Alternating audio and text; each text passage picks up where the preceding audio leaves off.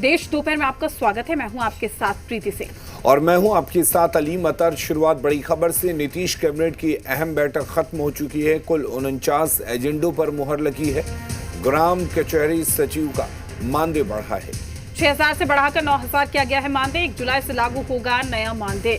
ये बड़ी खबर आप तक पहुंचाने ग्राम कचहरी सचिव का मानदेय बढ़ाया गया है। 6000 से 9000 कर दिया गया है।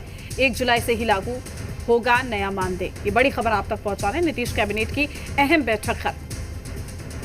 तमाम जानकारी के साथ हमारे सहयोगी रजनीश हमारे साथ जुड़ चुके हैं। रजनीश, क्या कुछ एजेंडे रहे जिन पर मुहर लगी, और साथ ही यहाँ पर जो जानकारी आ रही है कि मानदेय बढ़ा दिया गया है, 6000 से सीधा 9000 कर दिया गया है ग्राम कचहरी सचिव का।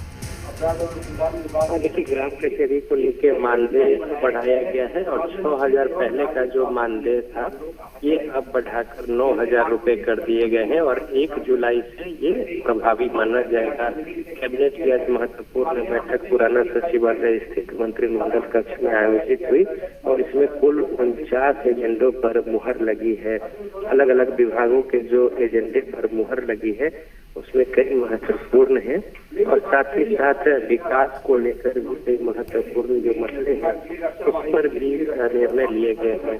आतंक निरोधी दस्तक में कार्यरत जो प्रतिनियुक्ति होती है पुलिस पदाधिकारियों की और पुलिस कर्मियों की, उसमें मूल वेतन का 30% जोखिम भत्ता अधिकतम 25,000 रुपए तक, इसमें मानदेय महंगाई भत्ता जो है वो शामिल नहीं होगा, इसकी स्वीकृति की गई है ये वित्त विभाग की ओर से। इसके अलावा बिहार में जो अमीन संवर्ग के प्रोन्नति का जो मसला है उसमें वेतन संरचना की स्वीकृति जो है वेतन स्तर 4 और 5 पर इसे दी गई है, ये भी वित्त विभाग का मामला है। इसके अलावा कृषि विभाग के जो जमीन है पुनपुन में, उसे यहाँ पे विधि विभाग को सौंपा गया है। यहाँ पे जो विधि को लेकर जो एकेडमी खोले जाने हैं, तो इस बात को लेकर जो अंतर विभागीय हस्तांतरण होता है उसके तहत जमीन हस्तांतरण को लेकर यहाँ पे स्वीकृति दी गई है। तो इसी तरीके से कई महत्वपूर्ण जो निर्णय हैं वो किए गए हैं। इसके अलावा खेल को लेकर भी पुनपुन में वहाँ पे करीब 100 एकड़ जमीन जो है इसके लिए राशि उपलब्ध कराई गई है एकेडमी को लेकर।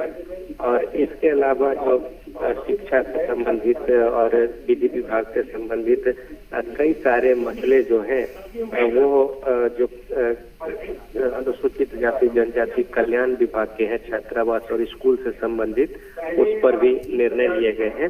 जो खेल संरचना के निर्माण के लिए जो खेल विभाग है उसको 100 एकड़ जमीन के लिए करीब 574 करोड़ 33 लाख 90 हजार रुपए की स्वीकृति दी गई है और उम्मीद जताई गई है कि इससे बिहार में खेल संरचना बेहतर होगी और खेल प्रतिभा को भी बेहतर आधारभूत संरचना मुहैया कराने में और खेल संस्कृति को बढ़ावा देने में इससे मदद मिलेगी।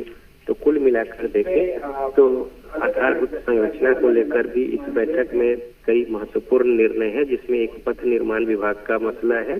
जेपी गंगा पथ जो है गंगा किनारे किनारे दीघा से लेकर दीदारगंज तक, जिसकी 20 किलोमीटर 500 मीटर यानी कुल 20.5 किलोमीटर की जो दूरी है, इसमें 4119 करोड़ 6 लाख रुपए की लागत से स्वीकृति दी गई है कि इसमें पुनरीक्षित प्रशासनिक स्वीकृति को लेकर राशि उपलब्ध कराई जाए।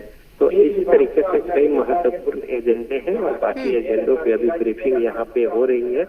पिछले जो मंत्रिमंडल के जो अपर मुख्य सचिव, ठीक है रजनीश, आपका शुक्रिया तमाम जानकारी साझा करने के लिए।